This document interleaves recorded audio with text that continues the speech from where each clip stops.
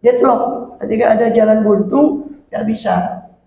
Ketimbang muspro apa gimana kulit atau nggak karuan juntrungannya, lebih baik kita carikan jalan. Nah jalannya itu seperti tadi itu. Allah alam besok. Ya Pak. Sampai jam berapa? Saya enggak apa-apa, enggak masalah. Tambah satu aja. Ya.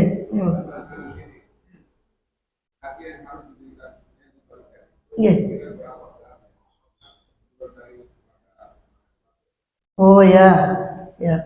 Sebetulnya yang minimal kalau kita ngambil batas paling kecilnya sahnya kurban pokok sudah sebagian daripada daging itu disedekahkan oleh fakir, lainnya mau dimakan ekstrim ya, kalau mau ekstrim lainnya mau disate, mau dimakan sendiri, pokok sudah ada yang disedekahkan, itu sebetulnya sudah sah sebetulnya kalau mau ambil ekstrimnya. Yang penting yang dibagikan tuh ada harganya lah, artinya ada harganya, terserah, nggak tahu saya ada harganya tuh sekiranya 1 kilo atau 2 kilo atau berapa, itu sudah boleh. Lainnya umpama mau dianu keluarga sendiri, sebetulnya boleh, ekstrimnya boleh, sudah sah. Yang penting sudah disedekahkan ke fakir miskin sebagian. Tapi idealnya seperti tadi, idealnya dibagi 3, dimakan, sebagian diambil oleh si pekurban, sebagian lagi dihadiahkan pada teman-temannya walaupun itu orang yang mampu, sebagian lagi disedekahkan kepada orang masakin. Ini afdolnya 3 ini. Itu paling utama, paling afdol. Allahu a'lam. Ini konten nih. Iya. Assalamualaikum warahmatullahi wabarakatuh.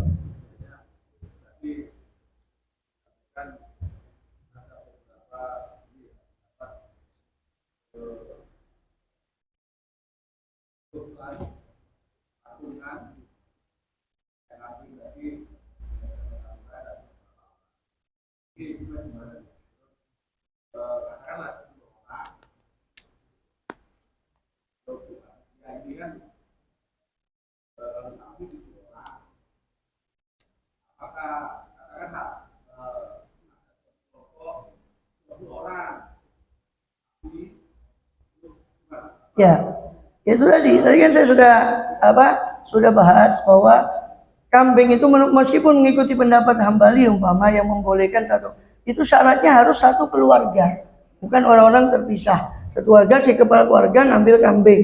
Karena Rasulullah tadi, Kanjeng Nabi memang pernah mengucapkan, ini dari saya dan dari ahli bait saya, keluarga saya. Jadi bukan kemudian urunan. Cuma yang saya jelaskan dari urunan itu sekedar mendapat pahala iraqatud dam, menumpahkan darah tadi, insya Allah sudah masuk ke dalam hadis itu. Dan dagingnya kan bisa disedekahkan. Nah, pahala sedekah secara umum sudah dapat. Tapi untuk kurban secara khusus nih tidak dapat karena tidak sesuai prosedur. Prosedurnya sapi itu maksimal tuh 7, kambing itu 1 orang. Ya. Untuk kurban yang sempurna tidak sesuai prosedur, tapi sedekah saja dan niat untuk supaya kita juga ikut urun dalam amaliyah menumpahkan darah yang Rasul sebut tadi dalam hadis, itu sudah dapat insya Allah niatnya. Kan innamal a'malu binniyat. Cuma innamal a'malu binniyat juga harus mengikuti prosedurnya. Nah, untuk prosedurnya memang kurban secara sempurna dia tidak dapat pahala kurban secara sempurna, tapi pahala menumpahkan darahnya tadi, pahala sedekah dagingnya walaupun bukan bernilai udhiyah itu dia tetap dapat. Jangankan gitu Pak. Ya, dalam riwayat Ibnu Abbas itu mengatakan apa? Orang sedekah air itu pahalanya seperti menghidupkan orang itu. Pahalanya itu seperti seolah-olah menghidupkan orang yang diberi. Itu pahala sodako tetap dapat secara sodako umum, bukan sodako kurban secara khusus. Yang mana kurban sodako khusus kan ya pahalanya lebih besar. Yang mana lah protes yang kurban. Nah boy di padano umpama kasarannya lah gitu. Ya. Allahu a'lam. Boleh urunan itu tadi sekolahan ya kan, anak-anak disuruh urut, silakan. Tapi yang niat itu ya orang tuanya, anak-anak itu sudah nyampaikan saja. Orang tuanya yang niat, yang dapat pahala ya orang tua yang ngetokno duit ibu bapak gitu. Cuma tetap dapat pahala sedekah secara umum dan sekaligus menumpahkan darah tadi yang disebut dalam hadis. Itu dapat insya Allah. Nah, cuma kalau pahala kurban utuh, itu yang nggak bisa karena 20 orang, 10 orang ya. Allahu a'lam. Oh enggak silakan. tidak ada masalah. Artinya tidak ada masalah itu, tapi bukan prosedur kurban yang khusus gitu. Bukan prosedur kurban yang khusus. Wallah. Ya. Assalamualaikum warahmatullahi wabarakatuh. Assalamualaikum warahmatullahi wabarakatuh. Ya. Ya. Ya.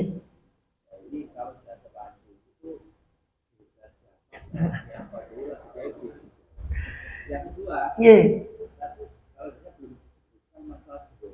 Oh ya, jeroan ya, ya. Nggih, nggih, nggih. Nggih, nggih.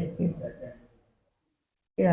Sebetulnya boleh untuk jeroan itu boleh dibersihkan kalau yang mengelola. Cuma kalau di sana Pak, di hadis Nabi juga di Bukhari itu jeroan itu dibuang. Sana tidak payu jeroan. Cuma di Indonesia ini kuape ku payu.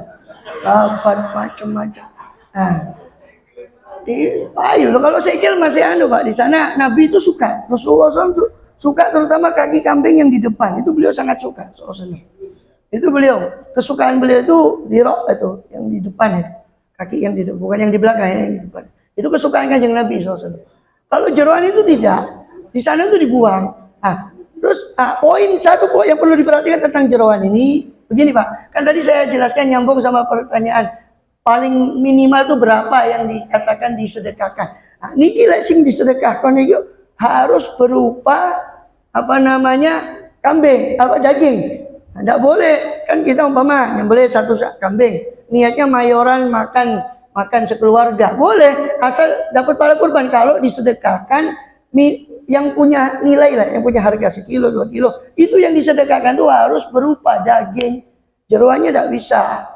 Artinya tidak menggugurkan kurbannya kalau dia memberi berupa jeroan. Nah, jeroan itu boleh, mau boleh, ada yang mengolah, silakan dimakan, gitu loh. Jadi seperti itu. Terus masalah non muslim tadi kan sudah saya jelaskan. Soalnya muktamad tidak boleh ada solusinya ya dia mengganti. Siapa yang tanggung jawab? Ya tadi itu. Makanya wakil itu kan harus hati-hati menerima wakil itu. Wakil dalam masalah apapun ya, bukan masalah kurban saja. Kita diwakilkan untuk membeli, tolong tukono HP, tolong tukono ini kan wakil. Nah ini menerima amanah dia hati-hati. Gitu loh. Salah-salah nanti bisa mengganti lah. Seperti tadi. Ketika penerima amanah ini teledor, termasuk itu kan teledor, dia tidak ngerti, harusnya tanya. Teledor dia harus mengganti sekedar yang diberi itu tadi, berapa kilo dia berikan daging, niat ganti yang tadi itu. Itu. Allahu a'lam bishawab. Jadi sekali lagi bukan masalah toleransinya, tapi ibadah kurban ini ada ibadah khusus itu. Zakat itu ada ibadah khusus. Itu. Lain sedekah umum. Ya. Allahu a'lam. Monggo, juga cekap. Ya. Monggo. Nggih. Ya.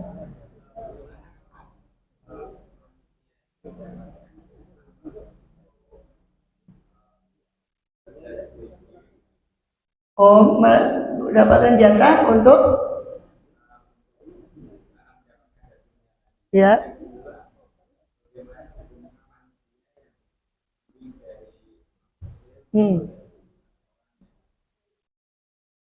Ya.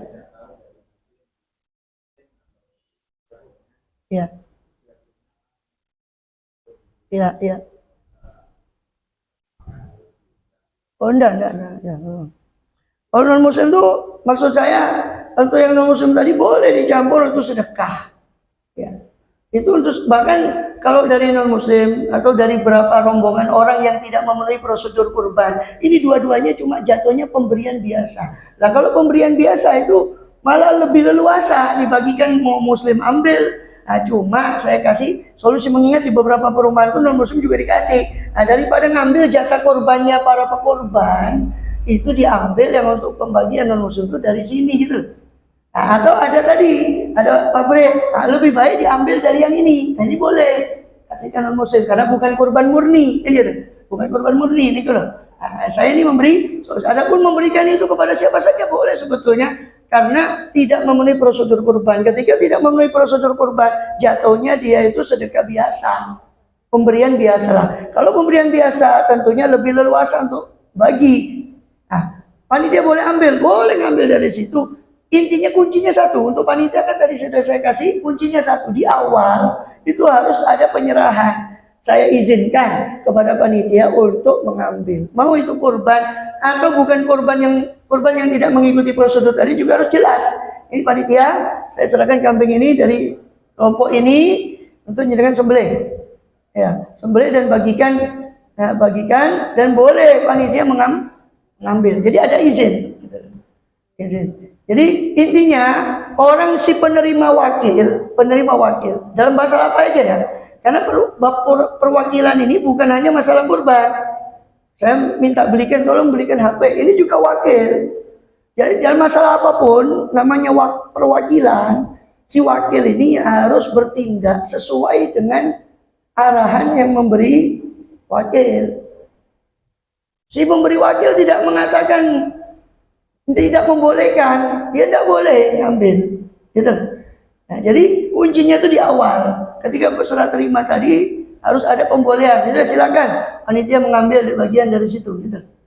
Nah, gitu. Jadi kalaupun mengambil harus diperhatikan fuqara dan masakin, itu harus dipepeki dulu. Jangan sampai ada fakir miskin tidak dapat, kok panitianya lebih banyak. Nah, ini kan tidak etis. Gitu.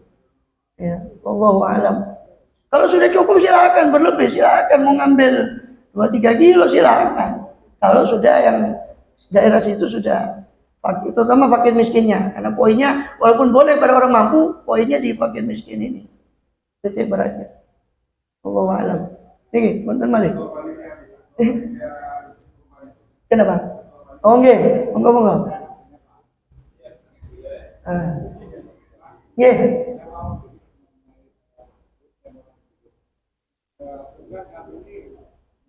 Iya. Kenapa? Iya, mazhab Syafi'i, nah. Kulit, nggih.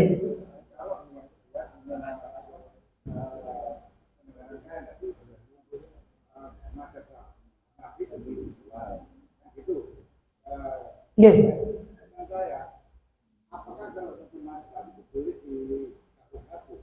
Ya.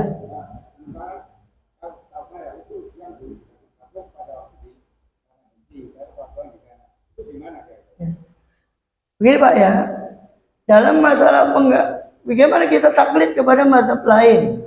Nah, itu sepakat ulama 4 mazhab boleh mentakliti salah satu daripada mazhab itu. Yang penting mazhab ini cuma 4 ini yang muktabar. Bukan kita yang membatasi 4 ini.